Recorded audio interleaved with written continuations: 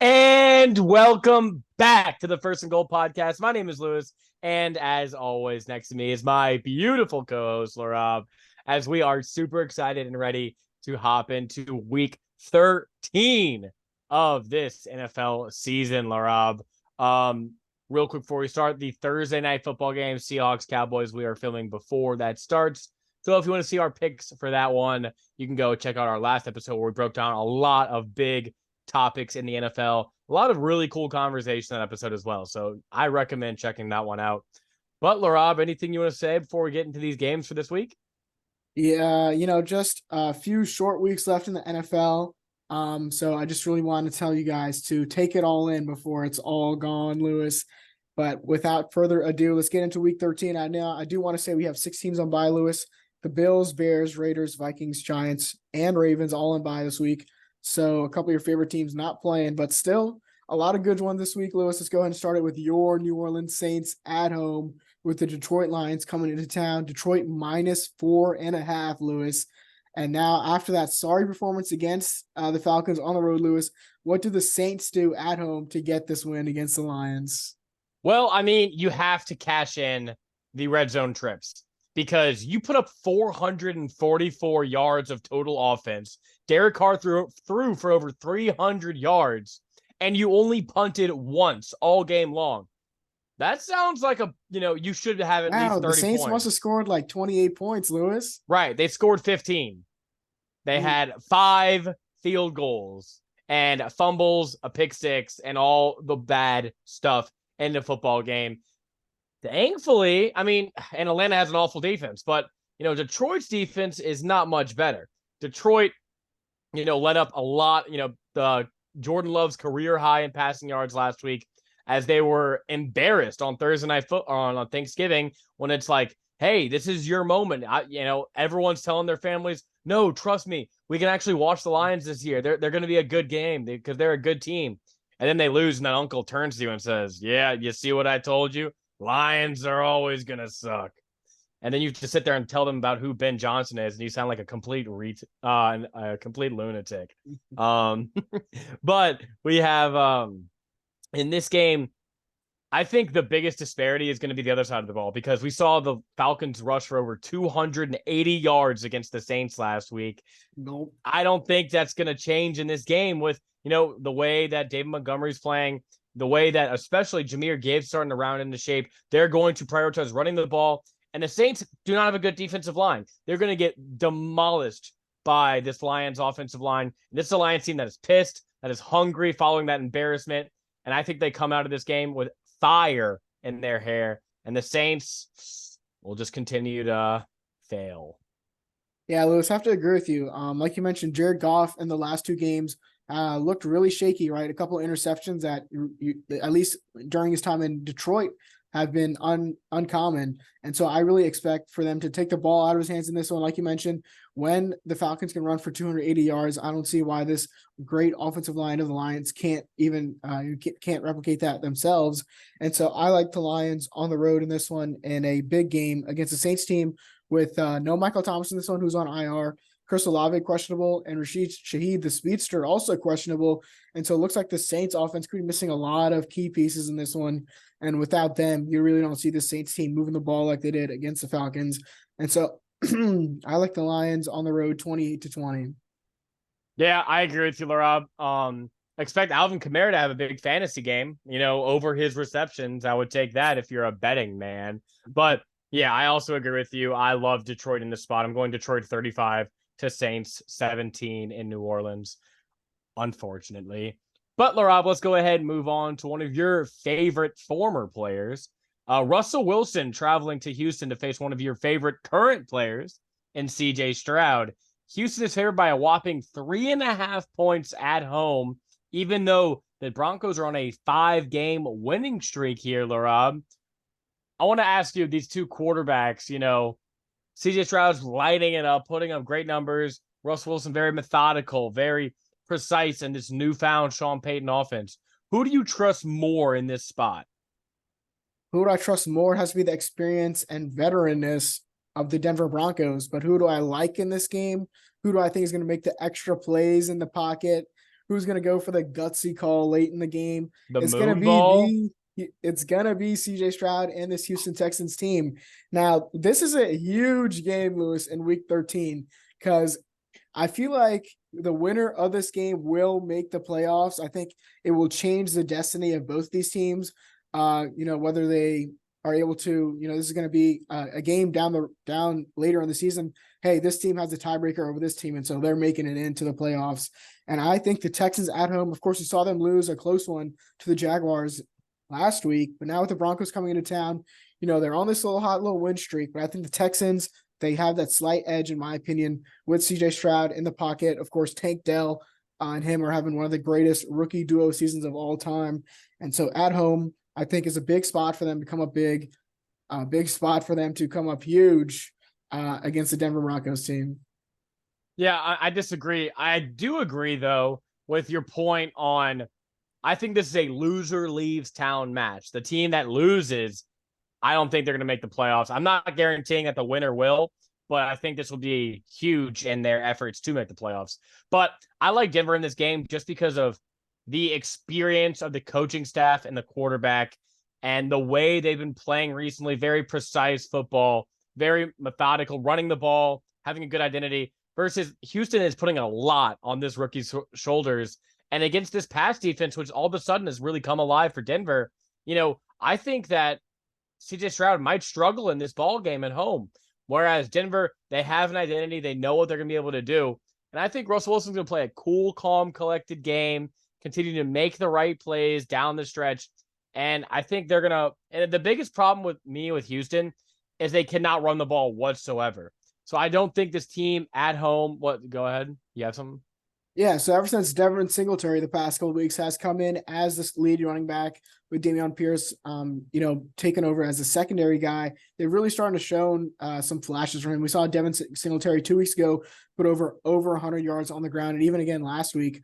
They're just able to open up their offense a lot more, in my opinion, with Devin Singletary back there. And so I'm going to resist a little bit on that statement of them not being able to run the ball, Lewis. Well, I don't trust them against this caliber of defense and how Denver has really turned things around over there. Okay. So you're right. They have been a little more successful the past few weeks, but let me see that against a truly elite defense, which is crazy to say about this Vance Joseph-led defense that gave up 70 points in week 3, but this is a far different team. All the credit to the coaching staff. But that means I am picking Denver in this game as the 3.5-point underdogs. So I like Denver in a close one. I'm going to go Denver 24 to Houston 21. And I will go with the Houston Texans 27-26 as the Broncos cover, but the Texans come out with the victory. All right. Well, let's go ahead and move on now to another exciting game. We have the Cleveland Browns traveling to Los Angeles to face the Rams. Rams favored by, 3.5 at home. So, Laraib, indecision on who's going to really play quarterback for the Browns. It seems like it's going to be PJ Walker this week. Do you have any information on that? Well, I don't believe PJ Walker is currently in the conversation. We have DTR questionable, Lewis. And I forgot. Joe Flacco. The currently elite. Listed as quarterback 2 for this game. And if DTR is not able to go, then Joe Flacco will once again put on the suit and have to go into LA to beat this Rams team and keep the Browns playoff hopes alive. And I have another chance to bet against Joe Flacco. I was on this last year and I'm so ready to get my get back because, man, Joe Flacco, what are we doing in 2023? So obviously, if DTR plays, I still am picking the Rams in this game. I think the Rams offensively just have the firepower on the outside to really keep this Denver team honest, or this Cleveland team honest. And with Kyren Williams returning into the fold, I think he brings a lot of juice to that run game to really keep the pass rush of the Cleveland Browns a lot more respectful in this game, where they can't just tee off at Matt Stafford. Now, Matt Stafford is a wild card here because he tends to have these awful games where he throws 3 interceptions and 2 pick sixes. And if that's the case, I like Cleveland. So honestly, Cleveland defensive touchdown this game probably is not bad value. but I am going with the Rams. I just trust them and their coaching staff more. And the Rams team that is very much still alive in this NFC playoff race, Laraib.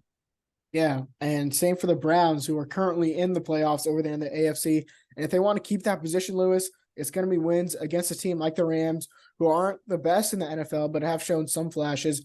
And like you mentioned, the big thing for this Browns defense is going to be containing Kyron Williams. You saw him come back from last week, have 2 touchdowns, one on the ground and one through the air. And just his versatility in opening up this Rams offense has been crucial. But I think if Joe Flacco goes out there at quarterback, and I think he has the ability to put on a masterclass in Los Angeles, that's why I'm taking the Browns in an upset in Inglewood. Give me the Cleveland Browns as they keep their playoff hopes alive and keep destiny in their own hands. I like the Browns 23-20. All right. Well, one of us believes in Joe Flacco, and it's not me. So I hope, your words, if Joe Flacco plays, they're going to win. That's what you said. So I'll hold you to that. But finally, we get to the main event, Laraib, the game of the week, another contender for potential game of the year. We have the San Francisco 49ers traveling to Philadelphia to play the Eagles. 49ers favored by 3 on the road. That sounds crazy when you think about what Philly has been through so far and their 10-1 record. At home, 3-point underdog. Please make that make sense to me. I don't think I can, Lewis. I'm really leaning Eagles in this one. They've just shown me game after game after game, especially when I talked about them against the Chiefs on Monday night. They just have an ability this year to go out there and win those close one-score games. And I think that's exactly what this game is going to be. And even if they go up big, Lewis, up on this 49ers team, do you trust the 49ers to be able to come back in this one? But if you flip it over and it's the Eagles down big, I 100% have confidence in Jalen Hurts for him to bring back this Eagles team. So whatever situation they're in, I think they can get it done. Now, they've really been playing down to their competition this year, Lewis, if I'm being quite frank. But being able to pull out those wins is just an amazing task. Now, when we talk about this team next year, I'm just going to say the law of probability says, all those one-score games, they're probably going to lose, a la Vikings this year. Wait, like last year? Well, like who? They had 7 one-score games that they won last year. I don't know what you're talking about. See, if they're going to have more this year. So next year is when they regress. Okay. But going back to this year, in this game, I think this 49ers team, they've been playing amazing football ever since their bye week. When Deebo Samuel came back, but I think the Eagles at home in a great matchup, I think they can get the win once again. And a lot of people are questioning their victory against the 49ers last time in the NFC Championship. I think they are going to come out swinging in this one and letting the 49ers fans know, hey, that was not a fluke game. Yeah, Laraib, I agree with you. I think this will be a close game. And the 49ers, coming off a longer rest, coming off the Thanksgiving game versus the Eagles, shorter rest, but staying at home. You go from Seattle to Philly. That's not an easy task. But, Kyle Shanahan with 10 days of prep, he's going to have a lot of time. And he's been sitting all offseason staring at those Eagles saying, if only Brock Purdy was healthy. Well, Brock Purdy is healthy now. You're back in Philadelphia. And how will you respond? And I like the point you brought up is that if the 49ers are up big, I've seen Jalen Hurts come back. I think that he can make the plays to come back. And if they're up big, do I trust Brock Purdy on the road to make the plays necessary to come back? No, I don't. But there is a third option, Laraib. It's when the 49ers are up so big that the Jalen Hurts has no chance to come back. And that's the option that I think I like in this contest here, Laraib. Okay. I think the 49ers have just been a lot more dominant of a team this year than the Eagles. And the Eagles have a lot of really good wins on their resume. This is a tried and tested team, trust me.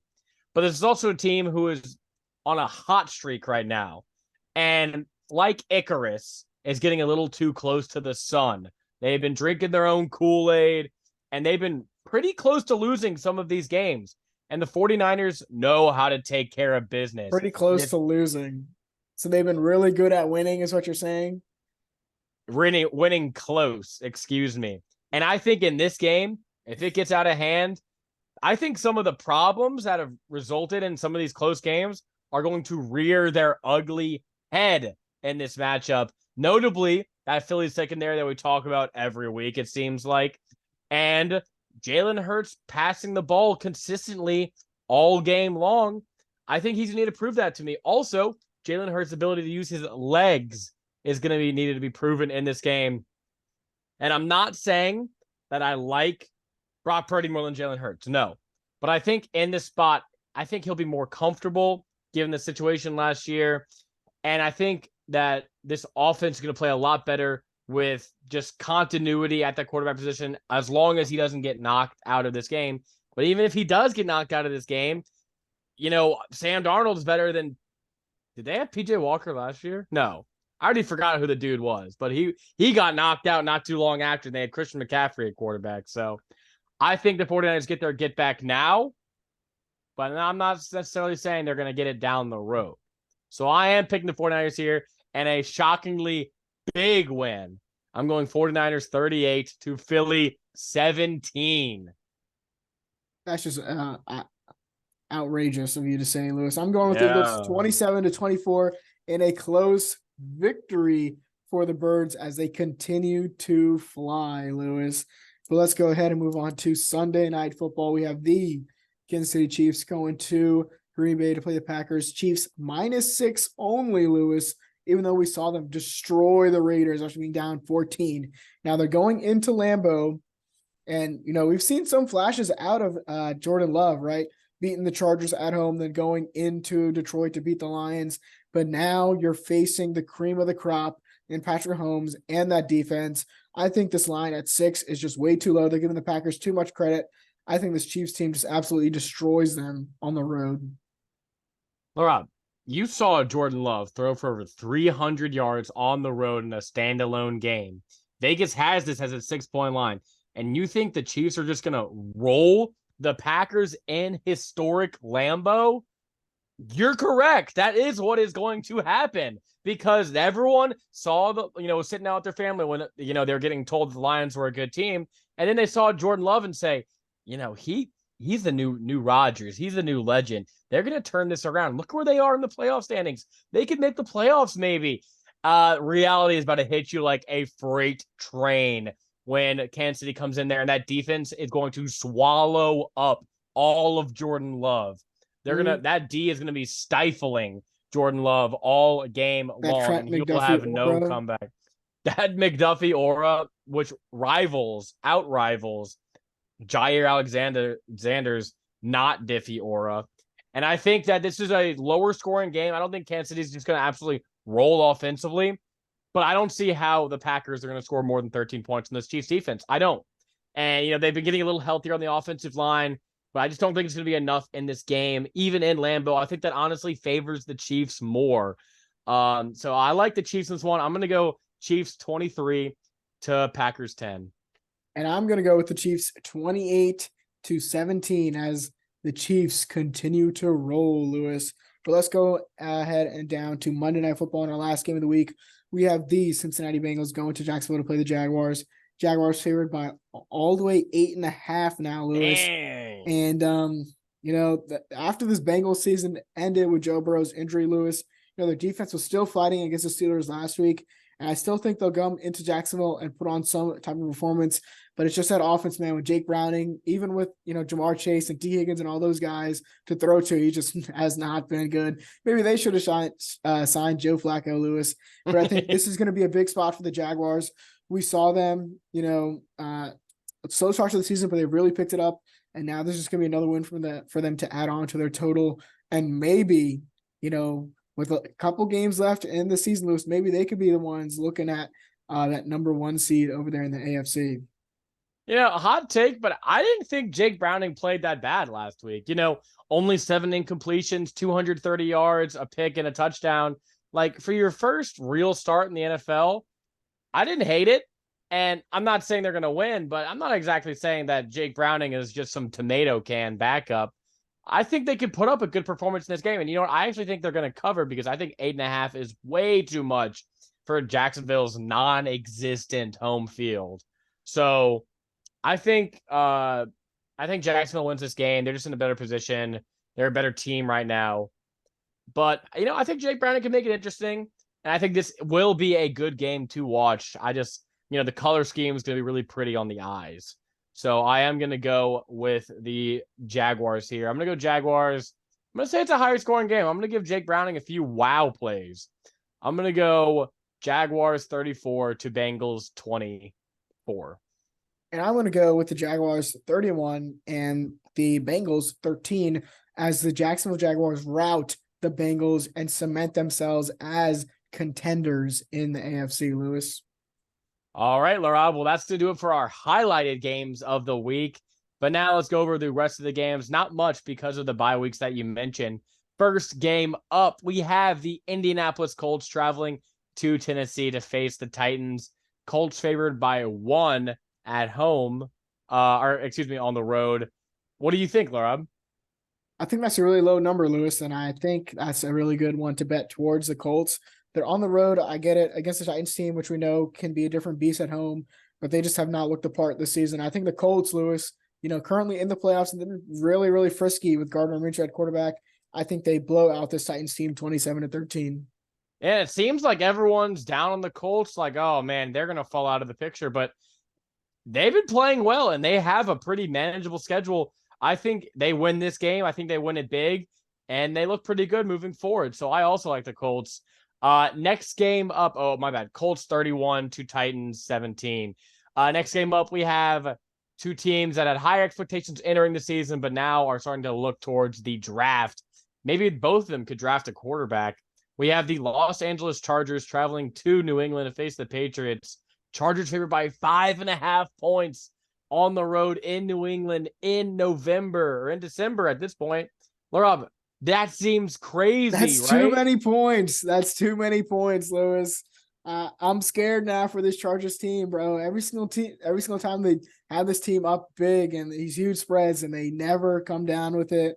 Now, good thing is the Patriots are also tanking for a high-end quarterback in this year's draft. And Brandon Staley is trying to hold on to the final straws of his tenure as a Chargers head coach. And I think he gets it done in this one, in a close one after a last-second Cameron Dicker field goal. The Chargers win 17-16 as the Patriots cover. This is going to be a disgusting game, Laraib. And I like that you said also when I mentioned the drafting a quarterback high in the draft, so you also believe the Chargers will be looking to replace Justin Herbert. But let's go ahead, and I also am picking the Chargers, by the way. Let's go ahead and move on to our next absolute barn burner. We have the Atlanta Falcons, NFC South leaders, traveling to New York Jets to play the Jets. Atlanta favored by 2 on the road. Laraib, we saw Aaron Rodgers back at practice, moving around a little bit. I hope he comes back this season, just so you can back? see him get injured again, to be honest. Well, but in this one, what I'll say, what he's gonna say is when they lose this game, he'll be like, man, our playoff hopes aren't alive, so I'm not gonna risk anything. Yeah, I'll let the other guys get some rest. He'll be very nonchalant about it. Like, I definitely could have, but no, we want to see the backups get some more reps, so we can, right. Even though they're never going to play when I'm on the field. Yeah, and we're going to just throw away another season if I get injured. But that's besides the point, Laraib. I'm guessing you also like the Falcons? Yeah, just this Jets defense is really good, Lewis, but they're 31st against the run D, and that's all Atlanta can really do. So I think the Falcons run it down their throat and come out with the victory 21-17. And I agree with you. I'm also picking the Falcons 17-10.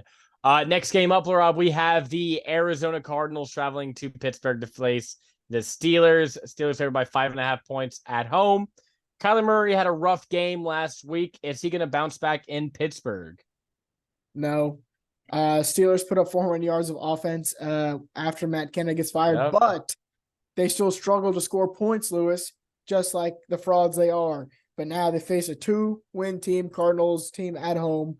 They're going to come out with another victory. They're going to make the playoffs, and they're going to get dominated by a good team over there. But give the Steelers 20-16 at home. So you admit the Steelers are making the playoffs? Yes, they'll go. They'll go. Okay. I'm right again.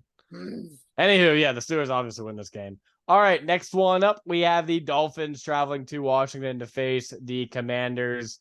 Oh, Miami favored by 9.5. Another tomato can for the Dolphins to crush, and they're gonna do so. And everyone's gonna be like, "Oh my gosh, Miami's back," and they're not, but they'll win this game big, right, Laura? Yeah, the Dolphins beat bad teams, and the Commanders are a bad team. Lewis, give me the Dolphins 31-17. All right, and then our final game on the slate, Laura, we have the dregs of the NFC South, which is the dregs of the NFL. The Carolina Panthers traveling to Tampa to face the Buccaneers. Tampa favored by 5 at home. Oh man, this is ugly, ugly game. But I'm going with the Bucks. I think they had a long rest. I think they're gonna be ready for this game. Is Baker playing? I mean, he did come back into the game for the Buccaneers, but he was a little shaken up. I think Kyle Trask beats the Panthers, but then again, Laraib, new coach, new head coach. You know this team is going to be revitalized, Lewis, with all the star power they have over there in Carolina. I completely forgot about that until I started saying it. I'm picking the Panthers. I'm picking them. And I'm still going with the Tampa Bay Buccaneers. Good luck to you, brother. Give me Let's the Buccaneers go. 20-17. I can't wait. Who's their head coach now? I don't know. Oh, it's probably some loser. I don't care. That's my gut feeling, and I love it. All right, well, that's going to do it for all of our picks this week. But before you go, we have our locks, upsets, and best bets of the week, Laraib. Starting off with you, what is your upset of the week? My upset is the Cleveland Browns traveling to Los Angeles by the Rams. No sort of home field advantage in this one at all. If Joe Flacco comes out of retirement to win this game for the Browns, he'll go down as a legend, Lewis. Give me the Browns on the road. Huge defensive performance as they beat the Rams 23-20. I mean, I don't hate the pick, but my upset is definitely the cream of the crop. I have the Denver Broncos traveling to Houston off 5 games in a row. They're going to make it 6. I like them in the spot here. My upset is Icarus, huh? My upset is the Denver Broncos. Now, Laura, we have our locks of the week. I'll start with mine. My lock is going to be the Detroit Lions traveling to New Orleans. They're just a much better team, and honestly, they're not getting enough respect. I just don't think what you mentioned it with the lack of receivers for the Saints. I don't know how New Orleans is really going to make this defense pay, and I know Detroit is going to punish the Saints, so that's my lock. And for my lock, it has to be the Kansas City Chiefs. Even if they're on the road against the sorry-ass Packers team, they just dom them. Like you said, that D is going to be stifling. It's going to be, choking Jordan Love out, so to say. So again, the Chiefs is my lock. All right, and then best bet of the week, Laraib. Who do you got? I got Bijan Robinson anytime touchdown at plus 150.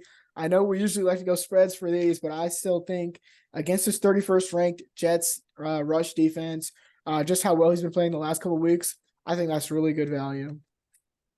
And mine is the Indianapolis Colts -1. When I saw that, my initial thought was, Colts have been playing well. Titans are not a good team, even though it is in Tennessee, which gives me some pause. I think the Colts win, and if they're going to win, they're going to win by more than 1. So I love that value right there. But that's going to be it for this week's predictions, Laraib. Thank you all so much if you have stayed to this point in the video. And thank you for all your love and support. And we know that it's playoff time coming up soon, so we will be back on next Tuesday to break down this week's action. And things are really starting to heat up in the league. Anything else for you, Laraib? Yeah, just a final reminder, if you want to see our breakdown for the Thursday night game, it will be on our Tuesday pod. But besides that, I think this is the First and Goal podcast signing off.